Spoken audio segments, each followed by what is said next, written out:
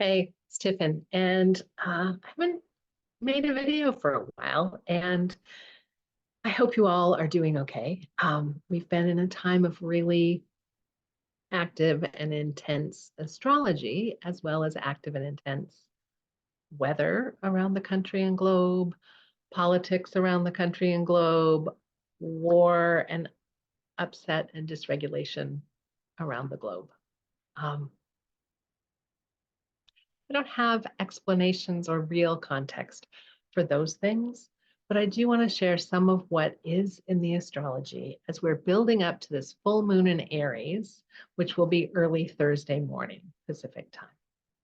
We've got a pattern in the sky, a couple of patterns in the sky with the planets that have been in place for a while. We've had a lot of the water element.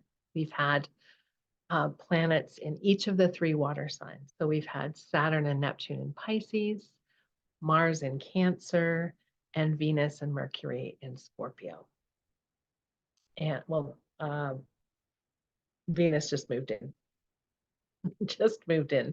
or Mercury rather, just moved into Scorpio. But that's a lot of representation of the water element. And when planets are in the same element around the same degree points, they are in a grand trine. So that's a equilateral triangle in the water signs. And that's an energy of flow, of support, of communication between those planets. Now, depending which planets they are, that can feel like a smooth ride, just ride the waves, or it can feel more like going with the flow is just kind of going around in circles. Okay. We've had Saturn, Mars, and Venus in that conversation for a while, and now we're getting Mercury is connecting in to the game as well. And the trine really now is Venus, Mars, and Neptune. So that Neptune conversation, Neptune was the god of the sea, Neptune and Poseidon. And it's an energy that helps us tap into our intuition, our spirituality, the unseen, the unknown. It's a big, vast, diffuse energy that can also be confusing, that can also feel like it's dissolving things. Um, so, with Venus and Mars in the mix, we can be really attuned to our values and our desires, what we want to draw into our lives and appreciate, and what we want to go after that we're drawn to. And with Neptune, this can be a great time for imagining, envisioning, and of finding and feeling into that ideal, those ideals, the qualities. Neptune and Venus together is a very romantic energy, very idealized, good feeling. So you might draw that in and see, what is it that you're wanting. I know a lot of my friends, clients that I've been talking with lately, everyone is feeling like we're walking on eggshells, we're holding our breath. This election cycle is very tense. And doing what we can, both to participate in the process, get out the vote, canvass for candidates, things like that. But also, this is really a good week for, well, a good week, month, year, lifetime for really taking care of ourselves, really meeting our own needs, really meeting ourselves with gentleness and compassion. That Saturn and Neptune in Pisces will help us tap into the compassion. And Saturn has been in Pisces now for a year and a half, a little over a year and a half, and really is making that compassion, forgiveness, that emotional attunement part of our work. Saturn says, focus here, focus on this area of life. It's still doing that and having us turn inward and bring that compassion, forgiveness, and love inward as well as outward. So that's part of what's going on. That's the sort of ease and flow of planets within the same element, and that's the water element. This full moon is going to be in the sign of Aries. Aries is fire, first sign of the zodiac. It's that I am energy, that individual burst of what's my inspiration, my desire, my motivation, my direction. And how am I asserting myself? How am I expressing who I am, what I want, what I'm here to do? Those kinds of questions. So full moon in Aries is going to be near Chiron, the wounded healer. And Chiron's been in Aries for a couple of years.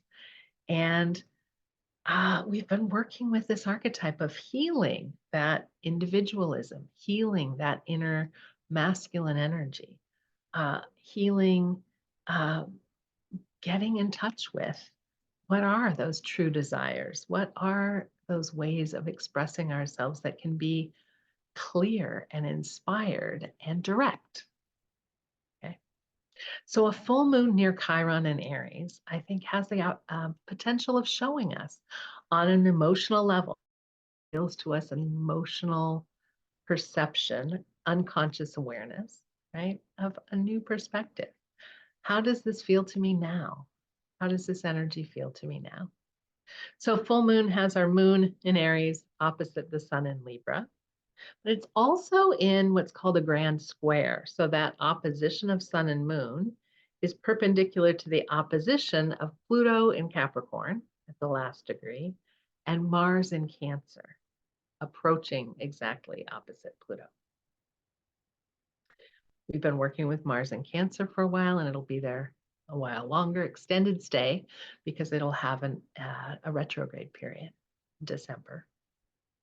But Mars opposite Pluto is a big energy. Remember, Mars activates, provokes the energy that it's opposite.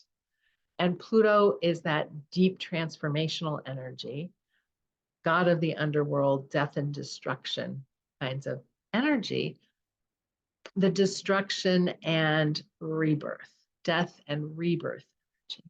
So we can really be kind of finishing this time of Pluto and Capricorn, kind of a last gasp kind of an energy for Pluto and Capricorn, which feels in many ways aligned with this political cycle. We're in the last bit of this cycle. Who knows what's next? But it has a big, important, powerful feeling to it. And that's what I want to talk about. Big, powerful energy, Pluto and Capricorn. Lots of talk this election of the fear of death of democracy. So Capricorn is often connected with our systems of governance and those philosophies and the structures that we have held. And so is this going to be a re-empowerment, a rebirth of this? Is it going to be the end of it?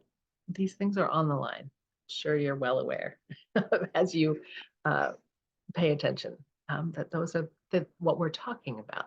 Also, Pluto opposite to Mars could be stirring up aggression or violence or war energy, which is also very present in the collective around the world, and fear of it erupting around the US election. So this grand cross pattern is partly what's in the atmosphere, it's in the cosmos. And how can we work with it? How can you hear that and say, wow, what do I do with that?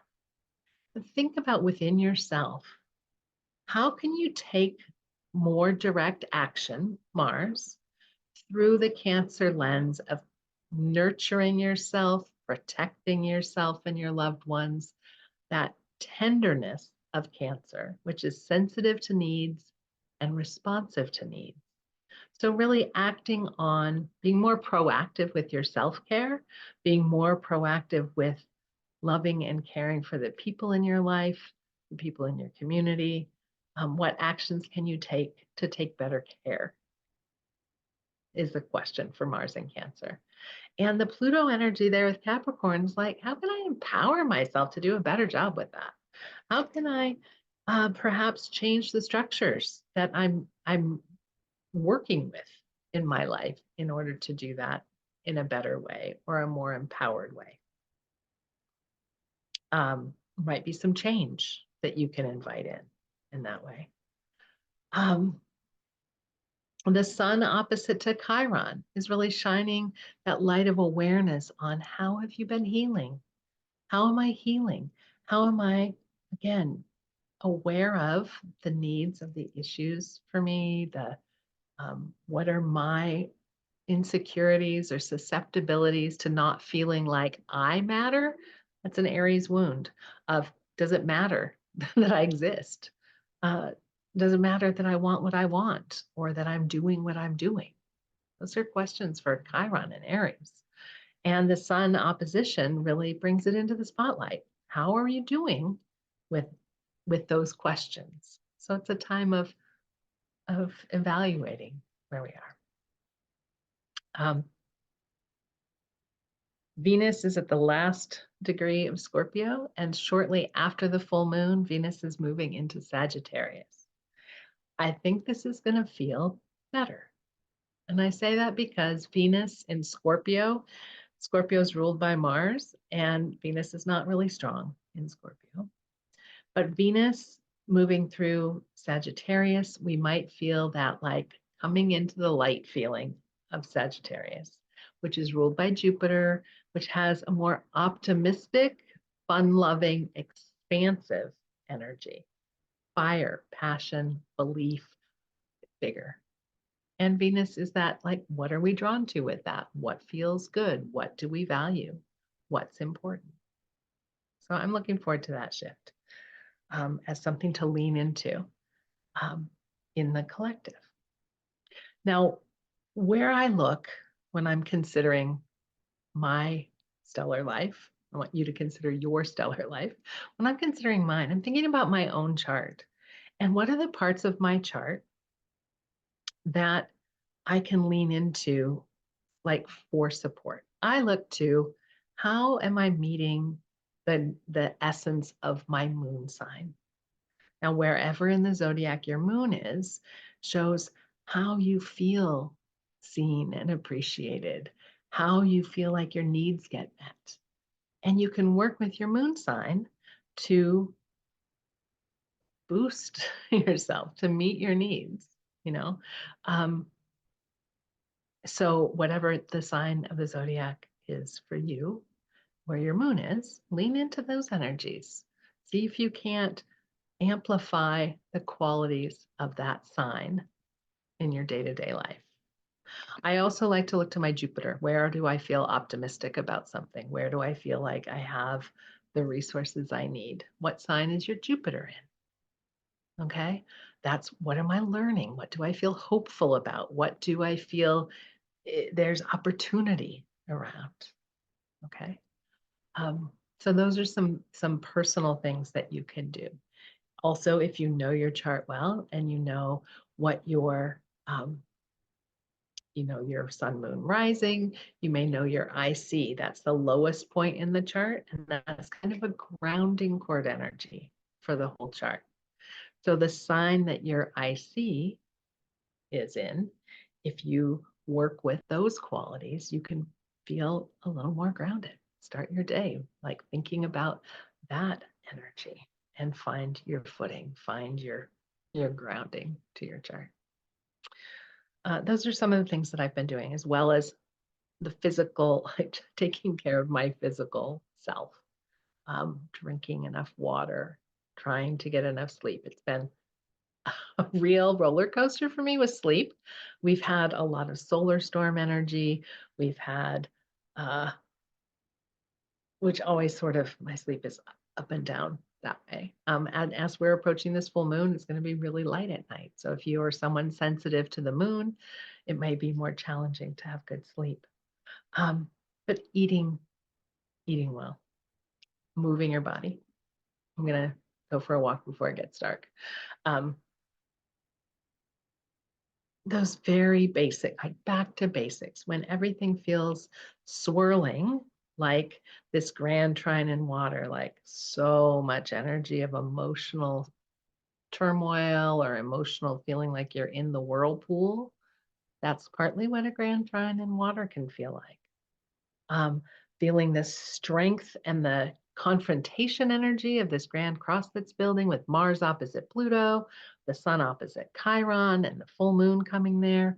That can feel like that tug of war, almost like there's two oppositions and all these squares and like, kind of an intense energy. Um, and having the moon reflect the light of the sun in Libra. This is the full moon after our Libra new moon solar eclipse that was with Mercury. This is reflecting who are we in light of our relationships? What new awareness are we ready to see by the light of this moon? I would be interested to hear how you are taking care of yourself at this time, what you are noticing in your journey with astrology or with yourself. Comments are always great. If you want to send me a personal message, you can do that as well. Um, in the Facebook group or responding to the email or getting on my mailing list, um, send me an email, tiffin@tiffindillon.com, and we'll be in touch that way. But I hope you are doing well. Hope you are finding your balance and keeping your head afloat with all of this water in the cosmos. All right, take care. Happy full moon in Aries, and I'll talk to you again soon.